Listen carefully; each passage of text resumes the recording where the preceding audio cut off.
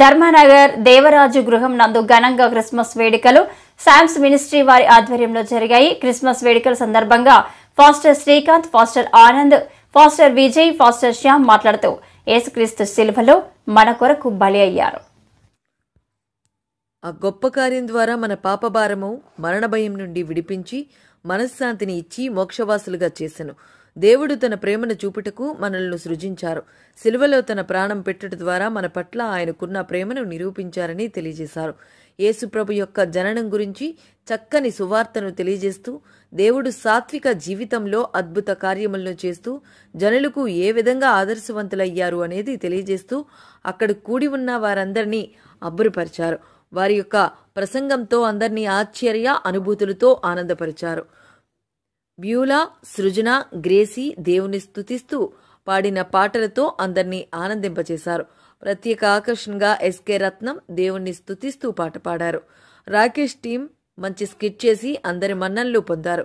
Christmas వేడుకలను జరిపించిన దేవరాజు మాట్లాడుతూ యేసుప్రభు గొప్పవాడని, అందరినీ ఆదుకునే ప్రభువని, ప్రార్థించిన ప్రతి ఒక్కరికి పరలోక ప్రాప్తి కలిగించే మహోన్నతమైన దేవుడని కొనియాడుతూ తన ఆహ్వానాన్ని మన్నించి విచ్చేసిన ఫాస్టర్స్కు, శామ్స్ మినిస్ట్రీ సంఘ సేవకులకు, కుటుంబ సభ్యులకు, తనతో చదువుకున్న 85-86 బ్యాచ్ మిత్రులకు, అక్కడ కూడి ఉన్న ప్రతి ఒక్కరికి ధన్యవాదములు తెలుపుతూ కేక్ కటింగ్ చేసి క్రిస్మస్ శుభాకాంక్షలు తెలియజేశారు. డాక్టర్ గారండి, నాకు దాదాపు ఒక 3 నెలలు బట్టి దగ్గు, జలుబు, జ్వరం, కడుపు నొప్పి, తలనొప్పి బాగా ఎక్కువ ఉందండి. పాస్టర్ గారు వస్తుంది డాక్టర్ గారండి, వస్తుంది తగ్గిపోతుందండి. ఏం చేయాలో తెలియట్లేదండి డాక్టర్ గారండి, మీరే చెప్పాలి. అయితే నా దగ్గరికి ఎందుకు వచ్చారు? అదేంటి మీరు డాక్టర్ కాదా? ఒక్కొక్క సారీ నేను డాక్టర్ని కదా, మర్చిపోయాను. ఒక్కోసారి నా భార్యను కూడా మర్చిపోతుంటాను నేను ఒక్కోసారి. సారీ. ఓకే, మీ ప్రాబ్లం ఏంటి? అదే డాక్టర్ గారండి, కొంచెం నాకు ఒంట్లో బాగాలేదు. మీకు ఒంట్లో బాగాలేదు నేను చెప్పాలి, మీరు కాదు. కూర్చోండి. సారీ.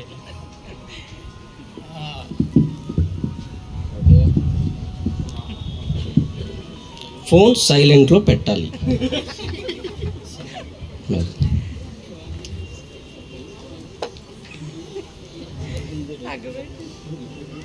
ఊపిరి గట్టిగా వదిలేయండి.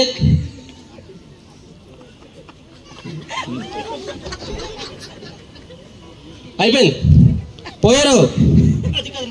అది కానీ డాక్టర్ గారు, మీరు వదలమన్నారు కానీ ఇంకా పీల్చమని చెప్పలేదు. ఇంకొక పీల్చమన్నారుగా. ఓకే సారీ మర్చిపోయింది. కూర్చోండి. ఓకే, గట్టి పీల్చండి. బతుకున్నారా ఇంకా మీరు? పర్లేదండి.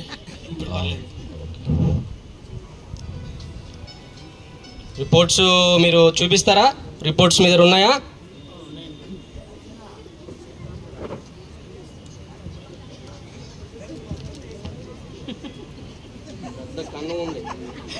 చాలా పెద్ద కన్నం ఉంది ఇక్కడ ఈ చివరిని. కింద గోయి ఉంది. అదేంటండి, అమ్మో ఇన్ని కన్నాలు ఉన్నాయి నాకు. అవును. అయితే ఇప్పుడు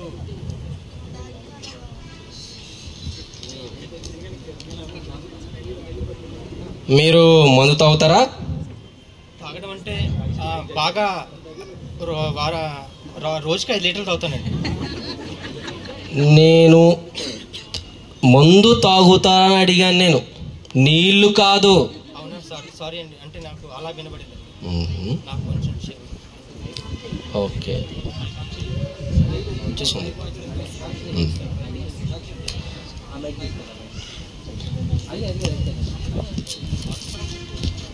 మీరు కాలుస్తారా? చలికాలం కదండి, ఇంట్లో మంట వేసుకొని అప్పుడప్పుడు అగ్గిపెట్టి కాలుస్తుంటాను. నేను కాలుస్తారని అడిగింది సిగరెట్ కాలుస్తారా అని. అలాంటి అలవాటు లేదండి. నా భార్యకి కూడాను అంటే పెళ్లి చేసుకుని చెప్పను చప్పుడు కాల్చిన. ఓకే, అయితే మీకు PQRXYZ అనే రోగం వచ్చింది మీకు. Sir PQRXYZ? ఎస్ అవును సార్. అంటే ఈ సమస్యకి మరి పరిష్కారం?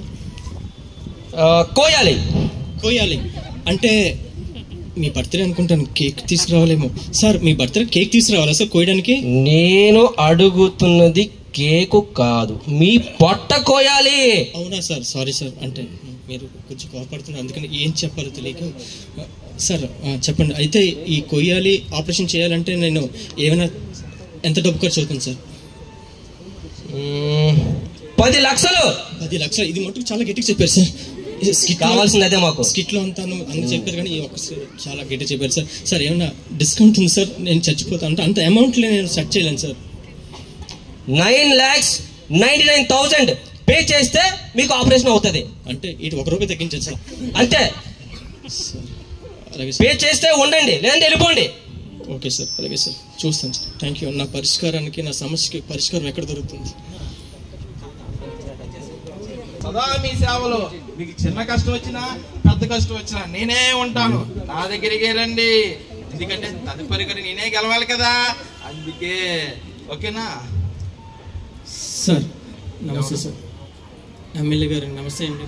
నమస్తే బాబు. ఏంటి చాలా కంటికి కనిపించలేక తేడాగా కనబడుతున్నావు?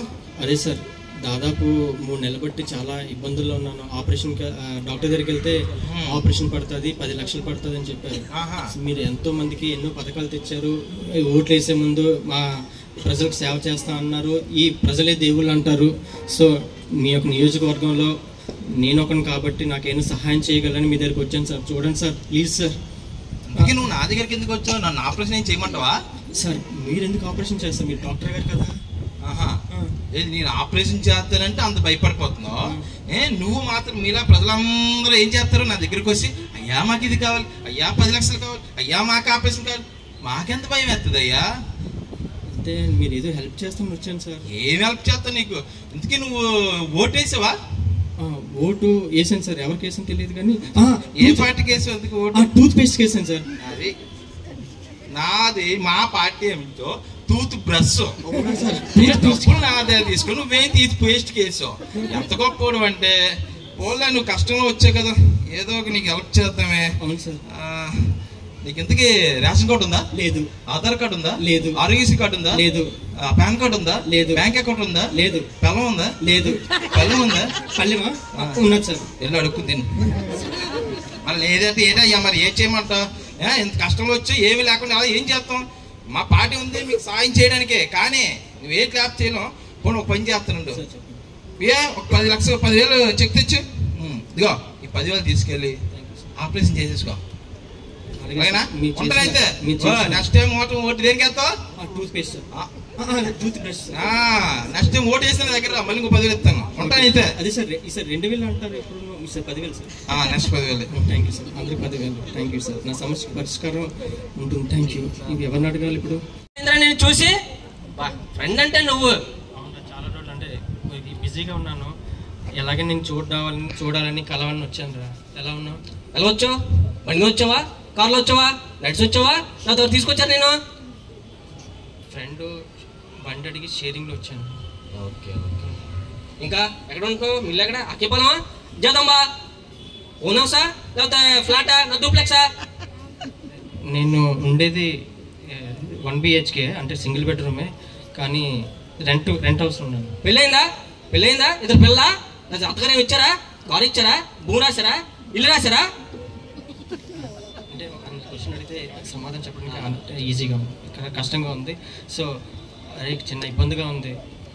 ఓకే. నీ ఫ్రెండ్ ఉన్నాడు. నీకు ఈ ఫ్రెండ్ ఉన్నాడు. చెప్పు నీ ప్రాబ్లం చెప్పు. అదే ఫ్రెండ్ ఏంటంటే నాకు ఈ మధ్య ఆరోగ్యం బాగాలేదని హాస్పిటల్కి వెళ్తే డాక్టర్ గారు ఆపరేషన్ చేయాలన్నారు. ఒక 10,000 రూపాయలు, అదే 10 లక్షలు కావాలన్నారు. ఏమైనా? అరే మొన్నేను రా డూప్లెక్స్ హౌస్ కొన్నాను. ఆ తర్వాత హైదరాబాద్లో డూప్లెక్స్లో ఒక ఫ్లాట్ కొన్నాను, స్థలం కొన్నాను రా. ఓకే, ముందే చెప్తే బాగుంది కదా. నువ్వు కాల్ చేయాల్సింది కదా. నువ్వు అనవసరంగా నేను గుర్తురాదా నీకు? చెప్పు, నీకు గుర్తురాదా? కాదు, ఇప్పుడు ఏంటి నువ్వు చేయలేవురా? కొంచెం అయినా అమౌంట్ వస్తే ఇంకెవరైనా అడుగుతాను అందుకని. సరే, అందాకల్లా ఈ 5,000 ఉంచు. ఈ 5,000 ఉంచి నేను ప్లాన్ చేస్తాను నీకోసం. ఎలా లేదా నా ప్లాన్ చేసి నీకు నేను ఫోన్ చేస్తాను. ఈ లోపు నువ్వు మిగతా ఉంటే చూసుకో. ఓకేనా? నీకు నీ ఫ్రెండ్ ఉన్నాడు. నీకు ఈ ఫ్రెండ్ ఉన్నాడు. అర్థమవుతుంది, బాగా అర్థమవుతుంది నాకు. Okay, thank you. 10 లక్షలు కట్టేయండి. ఓకేనా? GST కూడా 30 లక్షలు ఉంది కదా, అది కట్టేయండి. పాప చూసుకున్న తర్వాత ఏమైనా వ్యాపారం బాగానే ఉంది కాబట్టి ఏం అవసరం లేదు, కట్టేయండి. ఉన్నాడు మా వాడు ఎవడో వస్తున్నాడు. బాబాయ్, బాబా బాబా చాలా రోజులకి వచ్చా బాబా. బాబాయ్ ఏంటి బాబాయ్ నువ్వు ఇలా చాలా రోజులు అయింది బాబాయ్. బాబాయ్ చూడు బాబాయ్, ఈ ఇల్లు, గొప్ప ఇల్లు, ఈ ఉద్యోగం, ఈ కార్లు, నాకు ఇవన్నీ కూడా బాబాయ్ కేవలం మీ నాన్నగారి దయ వల్ల బాబాయ్. మీ నాన్నగారు చేసిన హెల్ప్కి నేను ఎంత రుణం తీర్చలేను బాబాయ్, ఏదైనా బాబాయ్. అని బాబాయ్ ఏంటి బాబాయ్ నువ్వు ఎప్పుడు రాలేదు, ఈరోజు వచ్చు అలాగా? అది కాదు బాబాయ్, ఈ 3 నెలలు బట్టి చాలా ఒంట్లో బాగాలేదని డాక్టర్ దగ్గరికి వెళ్తే నాకు చాలా కాంప్లికేటెడ్గా ఉందని అర్జెంటుగా ఆపరేషన్ చేస్తే కానీ నేను లేకపోతే చనిపోతానట. అందువల్ల ఏమైనా నువ్వు ఉన్న దాంట్లోనే ఇవ్వు బాబాయ్. ఎందుకంటే అవును బాబాయ్. బాబాయ్ నీకు సాయం చేయాలని ఉంది బాబాయ్ నాకు. ఎందుకంటే మీ నాన్నగారి దయ వల్ల నేను ఎంత సంపాదించాను, కానీ ఉన్న పరిస్థితుల్లో వ్యాపారం ఏం లేదు బాబాయ్. చాలా నష్టంగా ఉన్నాం, రోజు భోజనం కూడా చేయలేకపోతాను బాబాయ్. అవునా బాబాయ్? చాలా కష్టంగా ఉంది, వ్యాపారం కూడా నష్టాలు ఉంది. కాబట్టి నీకు చిన్న సాయం అయితే చేయగలరు. ఏదంటే ఇదిగో 1000 రూపాయలు తీసుకొని మందులు ఉంటాయి కదా, మందులు కొనుక్కో బాబాయ్. తర్వాత ఇంకేదైనా చూద్దాం మనం. ఓకే, నువ్వు బతుకుంటే మనం చేసుకుందాం ఏదైనా. ఓకే బాబాయ్, చేద్దాం. ఓకే బాబాయ్, ఉంటాను అయితే. థ్యాంక్ యూ బాబాయ్. ఇప్పుడు రాసి తలబాధ వచ్చేస్తుంది. 301 ఆయన పోలీస్ స్టేషన్ అండి. ఇది చెప్పమ్మా.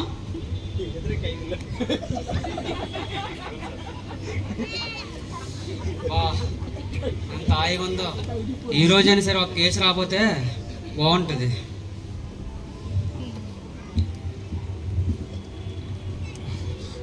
నమస్తే సార్. వా ఏంటి ఇప్పటికే తలబాధ వచ్చేస్తుంది, మళ్ళీ కేసు వచ్చిందా?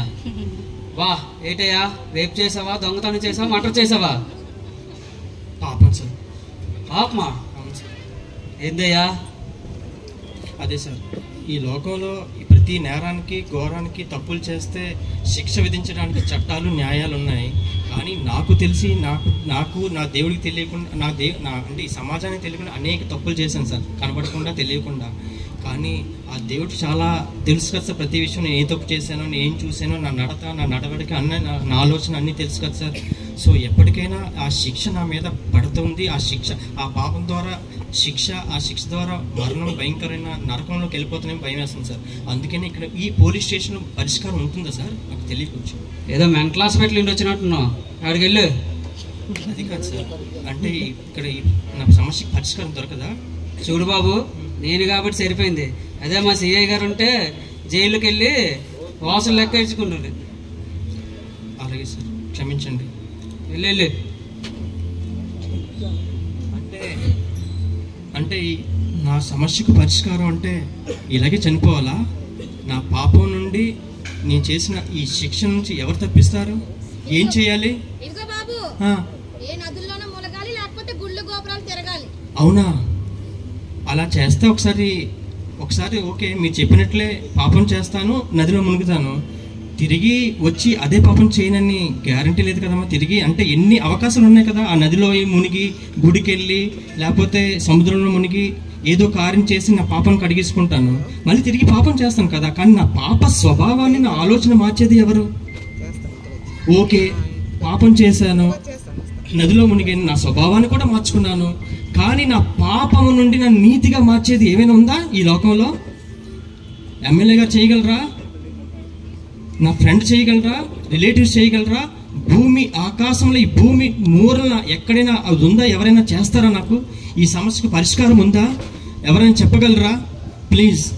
సపోజ్ ఈ ఒక పాపం చేశాను, ఇంకా నేను నదిలో మునిగే లోపే నేను ఈరోజు చనిపోతే నరకానికి వెళ్ళిపోతాను కదా, నన్ను ఎవరు రక్షిస్తారు?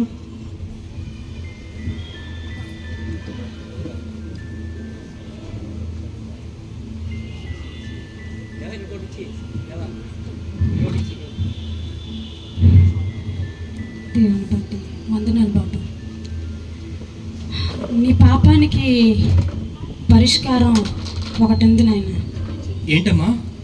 నువ్వు దేనికోసమైతే ఎంతవరకు బాధపడుతున్నావో, ఆ యొక్క రాజకీయ నాయకుల కోసం అని కానీ, ఆ యొక్క డాక్టర్లు కానీ, ఆ యొక్క స్నేహితుల కోసం కానీ, నీ బంధుమిత్రులు నీకు సహాయం చేస్తారని నువ్వు ఆలోచిస్తున్నావు. ఒక సందర్భంలో వాళ్ళు చెయ్యొచ్చు, ఒక సందర్భంలో వాళ్ళు చెయ్యకపోవచ్చు. కానీ వీటన్నిటికంటే నీ పాపాన్ని కడగగల ఒక వ్యక్తి ఉన్నాడు ఆయన. ఆయన పరిశుద్ధమైన, నిష్కలంకమైన, పవిత్రమైన రక్తాన్ని కార్చి ప్రతి మానవాళి పాపాన్ని తీసివేయగల గొప్ప దేవుడు జన్మించారండి. ఎవరమ్మా? ఒకటి నా పాపాన్ని కడిగి పవిత్రపరిచి నా ఆ ఘోరమైన శిక్ష నుంచి తెప్పించే వ్యక్తి ఉన్నారా? రక్తం ఉందా? ఆ రక్తం ఉన్నదంటే ఆయన చనిపోవాలి కదా, ఖచ్చితంగా అంతే కదా. ఆయన నా గురించి ఏమైనా చనిపోయారా? అవును బాబు, చనిపోయాడు. ఎవరు? ఒక ఆయన చనిపోయాడు. 2024 సంవత్సరాల క్రితము ఒక ఆయన వచ్చి తన పవిత్రమైన రక్తాన్ని, నిష్కలంకమైన రక్తాన్ని మన కోసం చిందించి సర్వ మానవాళి పాపాన్ని విమోచించడానికి ఆయన వచ్చాడు బాబు. ఆయనను బట్టి మనకి రేపటి దినాన మన ఆత్మలకి నిత్య జీవం, మనిన పడిన ఈ శరీరానికి మహిమా శరీరాన్ని ధరింపజేసే గొప్ప దేవుడు మన మధ్యన ఉన్నాడండి. ఆయన మాత్రమే నీ పాపాన్ని తీసివేయగల గొప్ప దేవుడు. ఆయనే ప్రభువైన యేసుక్రీస్తు. హల్లెలూయా! దేవా, ఎంత గొప్ప దేవుడు తండ్రి. నా యొక్క సమస్యకు పరిష్కారం దొరికింది. దేవుడికే మహిమ కలుగును గాక. ఇంత గొప్ప దేవుడు అండి నా యేసయ్య. ఇంత కోసం ఇన్నాళ్ళు నేను ఆయన విడిచిపెట్టుకున్నానా? ఇక మీదటి నుంచి నేను ఆయనే సేవిస్తానమ్మా. ఆయన నా పాపాలన్నింటినీ తప్పు ఒప్పుకొని, నా పాపాలను కడుక్కొని, ఇక నీతిగా నిజాయితీగా నా హృదయాన్ని మార్చుకొని నేను జీవిస్తానమ్మా. థ్యాంక్స్ అమ్మ, ఇంత మంచి సువార్త చెప్పినందుకు. ఎందుకంటే బాబు, ఆయన చెప్పారు ఒక వాక్యం, ఆయన ఒక మాట అన్నారు, ఎందరైతే ఆయన నమ్ముకుంటారో వారందరికీ కూడా ఆయన తన పిల్లలు అవటానికి ఆయన అధికారం ఇచ్చారట. తన పాపాలని, మన పాపాన్ని, నీ నా పాపాన్ని కడుక్కోవడానికి ఆయన మనకి కృపనిచ్చారంట. సో అటువంటి కృపలోకి ప్రవేశించాలంటే ఆయన విశ్వసిస్తే చాలు బాబు. ఈ అవకాశం ఇచ్చిన సేవకులకి వందనాలు. నా జీవితంలో దేవుడు ఎన్నో అద్భుత కార్యాలు చేశారు, కానీ అన్నీ చెప్పాలంటే సమయం సరిపోదు.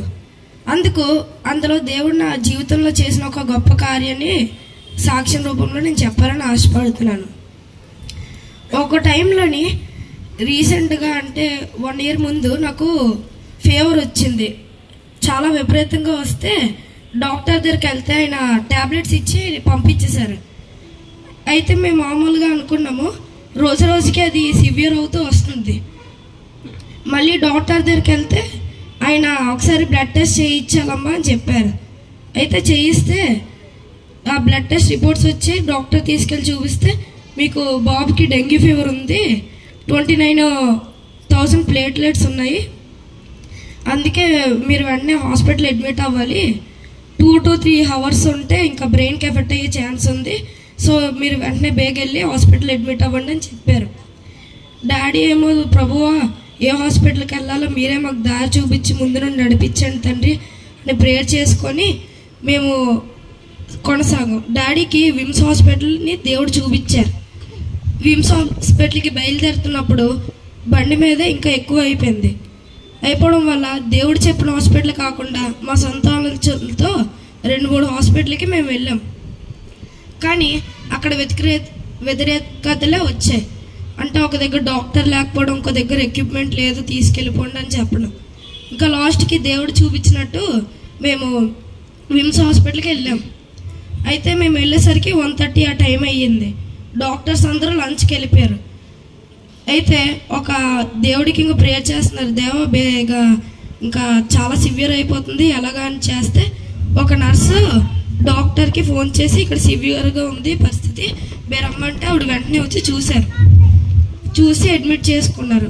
పాత రిపోర్ట్స్ చూశారు, 29,000 ఉంది, చాలా కష్టం, మీరు ఇంకా వెంటనే వెళ్ళి బ్లడ్ తండి ప్లేట్లెట్స్ ఎక్కించడానికి అని చెప్పారు.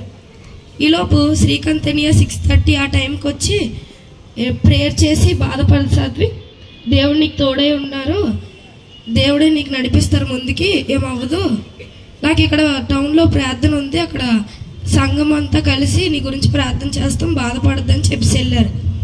డాడీ ఏమో బ్లడ్ తేయడానికి వెళ్ళారు 8:30 ఆ టైంలో. వెళ్తే ఈలోపు డాక్టర్ రౌండ్స్ వేయడానికి వచ్చారు. వచ్చి చెకప్ చేస్తుంటే ఈవినింగ్ నాకు బ్లడ్ టెస్ట్ చేశారు. ఆ బ్లడ్ టెస్ట్ చేసినప్పుడు ఆ రిపోర్ట్స్ ఆ రౌండ్స్కి వచ్చినప్పుడు నర్సు డాక్టర్కి చూపించారనమాట. చూపిస్తే ఆవిడ అన్నారు, ఇంకా ప్లేట్లెట్స్ అవసరం లేదండి, మీ బాబుకి ఎక్కువ అయ్యాయి, 29,000 నుండి 60,000కి వచ్చాయి, దీన్ని బట్టి దేవునికి స్తోత్రం. వెంటనే డాడీకి ఫోన్ చేసి ఇంకా వచ్చేయండి, బ్లడ్ అవసరం లేదు అన్నారు. బ్లడ్కి రాకేష్ అన్నయ్య ఇంకా అన్నయ్య ఫ్రెండ్ ఒకరు రెడీ అయ్యారు. కానీ దేవుని కృప బట్టి దేవుడు నన్ను రక్షించారు. ఇక్కడ దేవుడు ఏంటి ఆలోచించారంటే, డాక్టర్లు అనుకున్నారు నాకు మనుషుల రక్తాన్ని ఎక్కించాలనుకున్నారు, కానీ దేవుడు తన రక్తాన్ని నా కొరకు చిందించి నన్ను ఇప్పుడు స్వస్థపరిచారు, మీ మధ్యలో నిలబెట్టారు, సజీవ లెక్కల్లో నన్ను ఈరోజు దేవుడు ఉంచారు. దీన్ని బట్టి దేవాదేవుడికి వేలాస్థితులు స్తోత్రాలు. అలాగే ఇక్కడ నేను చెప్పాల్సింది ఏంటంటే, దేవునికి ఎంతో కృతజ్ఞత స్తుతులు చెల్లించాలి. దేవుడు చేసే ప్రతి మేలులోని ఉపకారంలోని దేవుడికి మనం కృతజ్ఞత స్తుతులు చెల్లించాలి. మనకి దావీదు మొదటి దశలోనికి పత్రికలో ఇలా ఉంటుంది. మొదటి దశలోనికి పత్రిక 5వ అధ్యాయం 18వ వచనంలో, ప్రతి విషయం ముందు కృతజ్ఞత స్తుతులు చెల్లించుడి, ఇలాగూ చేయుట యేసుక్రీస్తునందు మీ విషయంలో దేవుని చిత్తమై ఉన్నది అని ఉంది. ఇక్కడ మనం అందరం అనుకుంటాం, నాకు బలం ఉంది, నేను ఏదైనా చేయగలను, జ్ఞానం ఉంది, నేను ముందుకెళ్ళగలను, ధైర్యం ఉంది, నేను ఈ పని చేయగలను అని అనుకుంటాం. కానీ దేవుడు లేకుండా మనం ఏ పని చేయలేం. దేవుడు ఈరోజు మనం ఇక్కడ చాలామంది బలవంతులు ఉన్నారు, జ్ఞానవంతులు ఉన్నారు, కానీ వాళ్ళు మన కళ్ళు ముందే నశించిపోతున్నారు. మనకు కూడా తెలియదు, మనం ఈరోజు మార్నింగ్ బయటికి వెళ్ళామంటే ఈవినింగ్ ఇంటికి వస్తామో లేదో కూడా తెలియదు. కానీ ఆ బలవంతుడు జ్ఞానవంతుల కంటే మనం ఏం గొప్ప కాదు, కానీ వాళ్ళకి అలాగా నశించిపోతున్నారు. కానీ మనం ఇప్పుడు ఇక్కడ ఉన్నామంటే అది దేవుడి కార్యమేనండి. అలాగే మనకి దావీదు చెప్తున్నాడు 103వ కీర్తనలో ఇలాగ ఉంటుంది, నా ప్రాణమై యెహోవాను సన్నిధించుము, ఆయన చేసిన ఉపకారాలని దేనిని మరవకము అంటున్నారు. ఇక్కడ దావీదు ఏం చెప్తున్నాడంటే, ఆయన చేసిన ఉపకారాలకి ప్రతిదానికి కృతజ్ఞతాస్తుతులు చెల్లించుకుంటూ ఆయన చేసే ఉపకారాలను దేన్ని మరొక గుర్తుపెట్టుకోమంటున్నారు. ఇలా ఉండాలని దేవుడు కోరుకుంటున్నారు. ఇది ఎలా చేయాలంటే, సంఘం ఎదుట, సమాజం ఎదుట ఆయన్నే గణపరచాలి, ఆయన్ని మాత్రమే మనం గణపరచాలి. ఇలా ఉండాలని దేవుడు కోరుకుంటున్నారు. ఈ చిన్న సాక్ష్యం దేవుడు దీవించిన కాక ఆమె.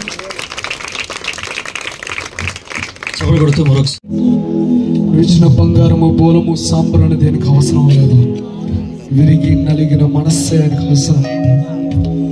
ఒక మారు ఆయన పాదం చెందుగా అరుదిగా వెళ్దామా? ఆయన చేసిన ఉపకారములలో దేనిని కూడా మర్చిపోతాం. సమాధుల నుండి నేను విమోచించిన వాడు దేవుడు, నీకు నీతి కిరీటం ఇచ్చిన వాడు దేవుడు. అయ్యా, నువ్వు లేకుండా నేను లేను.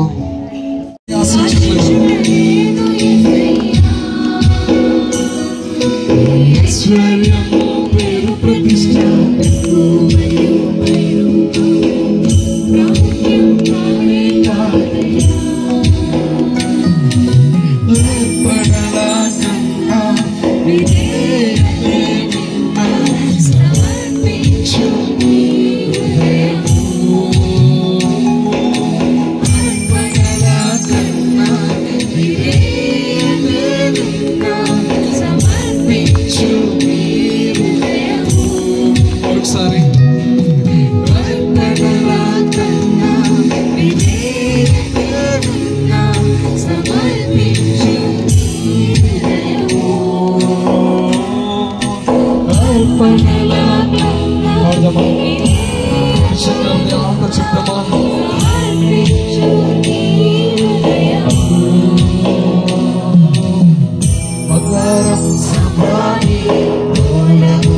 వ్యక్తి ఇంత మేలుకరంగా, ఇంత అద్భుతంగా, ఇంత మార్పు కలిగిన వాడిగా ఉన్నాడు కాబట్టి, దేవా నా పరిస్థితి కూడా ఇలాంటిగా ఉంది, ఇదిగో నీవు నాకు కావాలి అనేటువంటి ఆలోచన కలిగిన వారి యొక్క లైఫ్లోకి తండ్రి నీవు వచ్చి ఒక సహాయం చేయండి నా దేవా. అయ్యా, నువ్వు ఈ లోకానికి అయ్యా ప్రతి మనుషులతో కూడా దేవతను తోడుగా ఉండాలంటే ఆశ కలిగి, ఆలోచన కలిగి ఈ లోకంలో పుట్టినావు అనే విషయాన్ని బట్టి నీకు వందనాలు, స్తోత్రాలు దేవా. ఇమ్మానుయేలుగా అయ్యా ప్రతి మానవాళికి తోడుగా ఉండాలని ఆశపడుతున్నటువంటి దేవుడా తండ్రి, దేవా తండ్రి, ఇక్కడ ప్రతి ఒక్క కుమారుని, ప్రతి ఒక్క కుమార్తెకి దేవా నీ తోడుని, నీ ఆలోచనని, నీ జ్ఞానముని, నీ యందు విశ్వాసతని కలిగించమని, ప్రతి ఒక్క వ్యతిరేకపు ఆలోచనని, ప్రతి ఒక్క ప్రభు అయిన యేసుక్రీస్తు నామములో క్రిస్మస్ శుభాకాంక్షలు. మీరు ఏ స్కూల్లో అయితే చదువుకున్నారో అదే స్కూల్లో నేను చదువుకున్నాను, అదే స్కూల్లో ఇప్పుడు టీచర్గా కూడా నేను పనిచేస్తున్నాను. అంటే మీకు జూనియర్ స్టూడెంట్ని దేవుడు ఈ విధంగా నా సీనియర్ స్టూడెంట్స్కి సువార్త ప్రకటించడానికి దేవుడు నాకు ఇచ్చిన అవకాశాన్ని బట్టి నేను సంతోషిస్తున్నాను. హల్లెలూయా. అయితే ఇదేదో సహోదరులు చెప్పినట్లుగా మత ప్రచారం కాదండి. నేను ఉద్యోగం చేసుకుంటున్నాను, నా కుటుంబంతో నా భార్య పిల్లలతో నేను హాయిగా ఉండొచ్చు. ఇక్కడికి వచ్చి చలిలో కూర్చొని ప్రభువు కొరకు చెప్పాల్సిన అవసరం అయితే ఫిజికల్గా నాకైతే లేదు.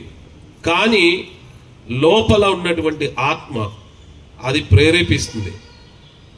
నావలే అనేకులు రక్షణ పొందాలి. హల్లెలూయా. సత్యాన్ని తెలుసుకోవాలి, వాస్తవాన్ని తెలుసుకోవాలని చేసేటటువంటి ప్రయత్నమే ఈ క్రైస్తవ సువార్త తప్ప ఇదేదో మత ప్రచారం కాదండి. ఇది కేవలము సత్యాన్వేషణ, సత్యము కొరకు ఒక ఆక్రందన అంతే. ఎవరైతే సత్యాన్ని కోరుకుంటారో, సత్యాన్ని ప్రేమిస్తారో వారికే ఆ సత్యవంతుడైనటువంటి వాడు ప్రత్యక్షం అవుతాడు. హల్లెలూయా. నేను ఒక్క 10 నిమిషాల కంటే ఎక్కువ, 9 అయితే నేను ఆపిస్తాను.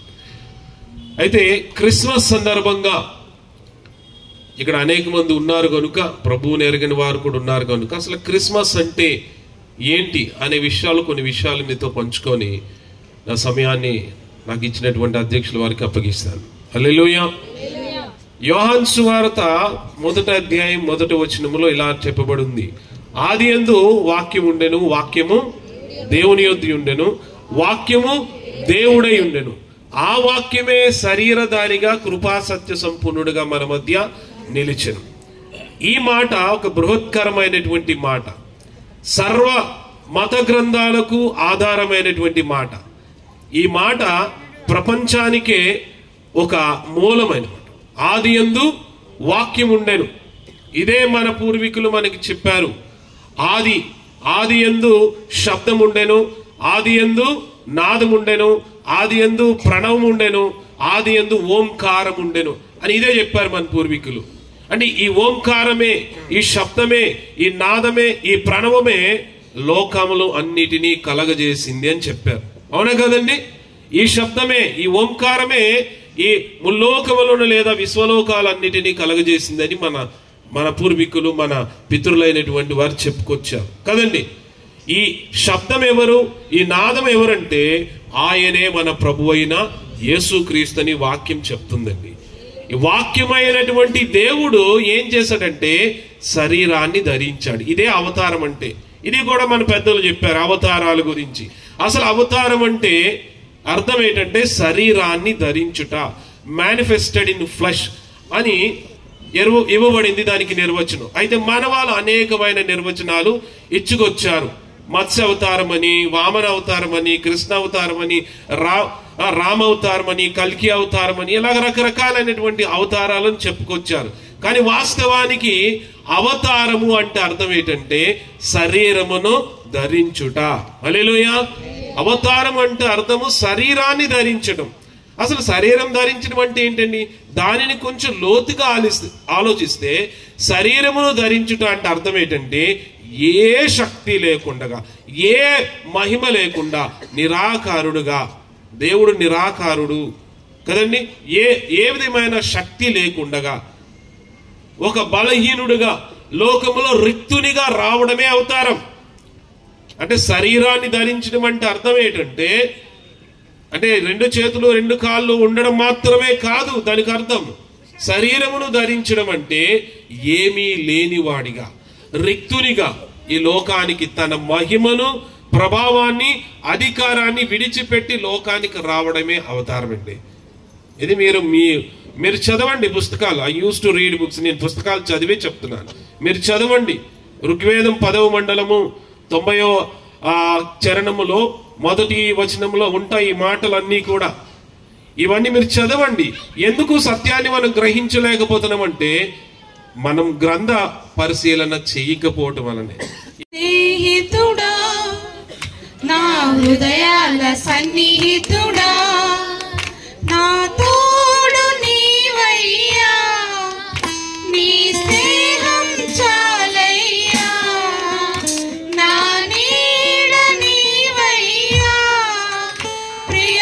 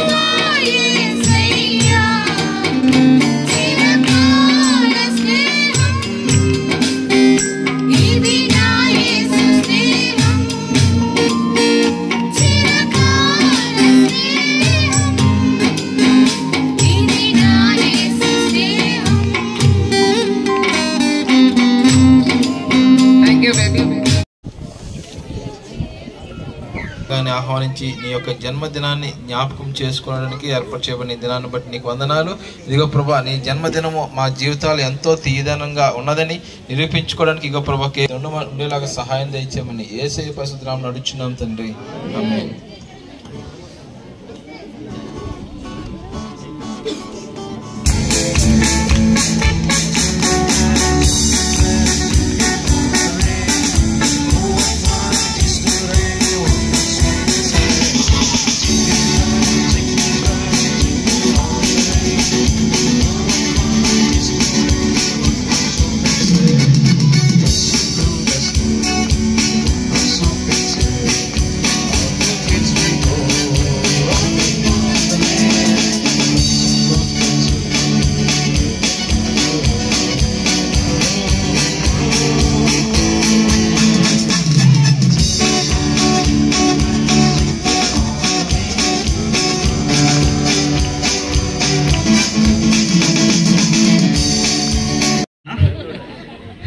సారీ, చాలా ముందుగా ప్రారంభిద్దాం అనుకున్నాం కానీ మరి దేవుని చిత్తం ఏ సమయంలో ప్రారంభించాలి, ఏ సమయంలో కొనసాగించాలి, ఏ సమయంలో ముగించాలి అన్నది అంతా కూడా ఆయన చిత్తంలో ఉన్నది కనుక అది దేవునికే మహిమ కలుగును గాక. మరి ఈ సమయంలో వేదిక మధ్య ఉన్నటువంటి సేవకులందరికీ కూడా ప్రభు నామమున వందనాలు తెలియజేస్తూ ఉన్నాను. అలాగే ఈ మా గ్రూప్ అడ్మిన్ జోగారావు గారికి, అలాగే కేశవరావు గారు లేరు ఆయనకి, తర్వాత సూర్యప్రకాశ్ శ్యామల గారికి కూడా ప్రత్యేకమైన వందనాలు తెలియజేస్తున్నాను. నేను కొంచెం త్వరగా మాట్లాడుతున్నా అంటే భయపడి కాదండి, మీకు సమయం అయిపోయింది కాబట్టి నేను త్వరగా మాట్లాడుతున్నాను. ఎందుకంటే 9:30 అయిపోయింది, 9 అంటే 8:30కే క్లోజ్ చేద్దాం అనుకున్నాను.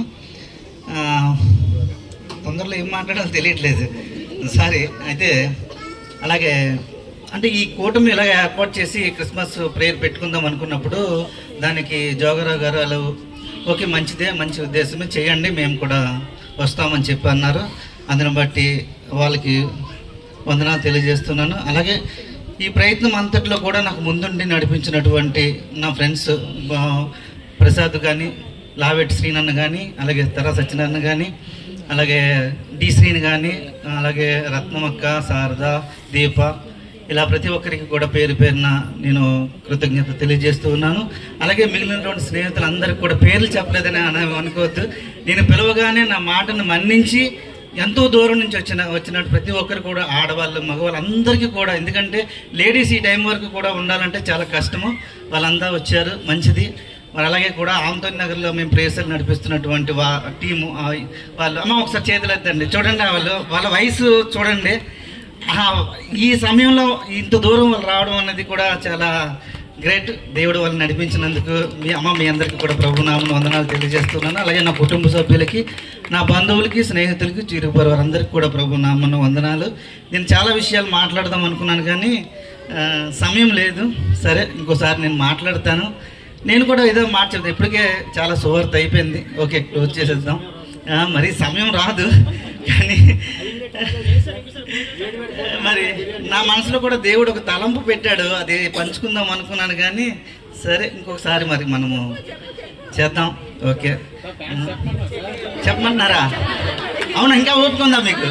నిజమే, మీరు కాదు, నా సంఘం అయితే వాళ్ళకి ఓపుకుంటుంది, నా సంఘ సభ్యులకి, నా ఫ్రెండ్స్. అవునా, పర్లేదా?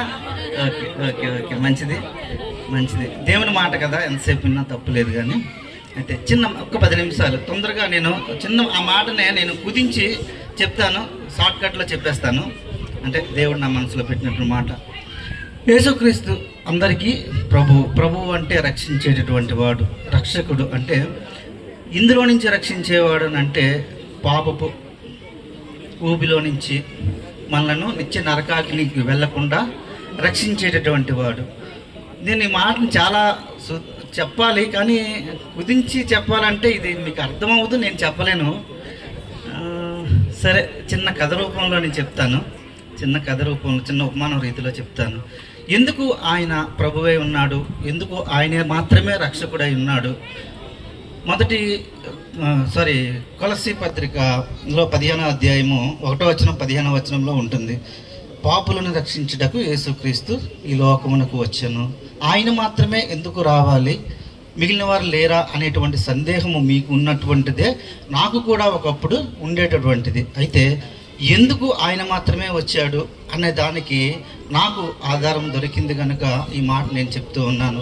చిన్న ఉపమాన రీతిలో నేను చెప్పాలనుకుంటున్నాను. ఇది ఒక సేవకుని ద్వారా నేను ఉన్నటువంటి మాట. ఒక ఊరు ఉంది, ఒక రాజ్యం ఉంది, దేశం ఉంది. ఆ దేశానికి ఒక రాజు ఉన్నాడు.